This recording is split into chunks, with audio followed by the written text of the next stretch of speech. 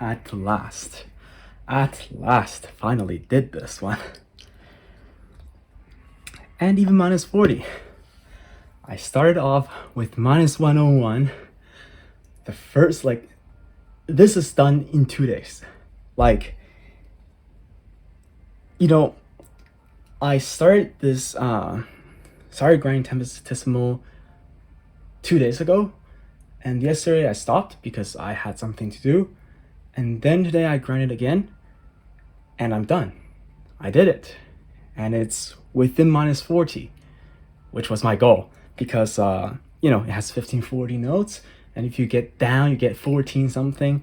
The counter goes down to 14 something. It doesn't look nice. So minus 40 was my goal. And I achieved it. It was really nice. Now, talking about the chart. So before I started grinding this, I was always using Designant to practice. Because Designant is like a watered down version of this. In terms of stamina, of course, Designant has more tech aspects, which is probably why it's 11.9. This one's the pure stamina, so Designant will be a very good practice. And when the stamina is there, this one becomes very easy. It took 2 days. Arcaea even took 3 days. I forgot it was 3 or 4, but this only took 2. And I think another thing is that if you're not over that stamina barrier, you're actually not going to do well on this one.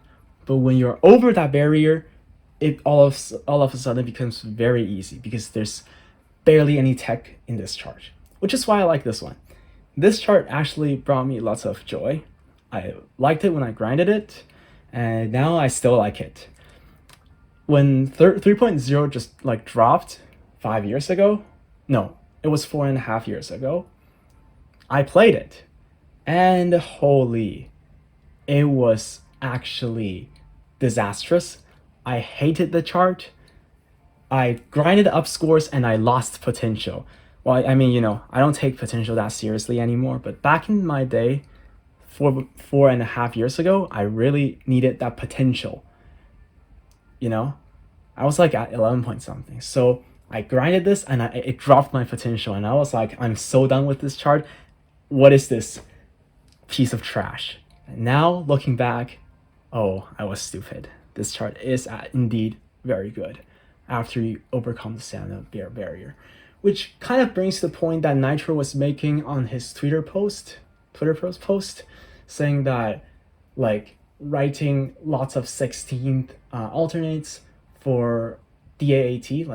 I remember the first Cierra of Souls, that was the chart many people complained, and he posted on Twitter or X saying that he justifies writing the weird arcs instead of 16th alternates because he thinks that it is very bad for those that cannot overcome the stamina barrier, which I think now he has a point. After going through this chart, Tempestissimo Beyond, I can feel what he's saying, and I kind of agree with this. I do like first Cierra of Souls, except for that verse part. The first verse part was a disaster. The arcs don't even look I don't really care about aesthetics, but it doesn't play well. It plays so badly, and you can drop inputs really quickly. But the chorus was really nice. People criticize it for being ugly, but I don't care.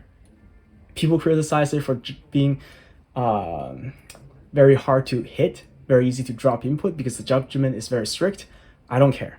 It plays well. In my mind, it's a good chart. But yeah, now I can actually comment on his comment on Twitter. I agree with it, and I think this type of thing, Tempestissimo, I would actually love it for the devs for the charting team to do it a little bit more. Let's say the next main story, chapter 2 pack, they can add another 11.6, 11.7 like this, where it's just all stamina. It's very fun, but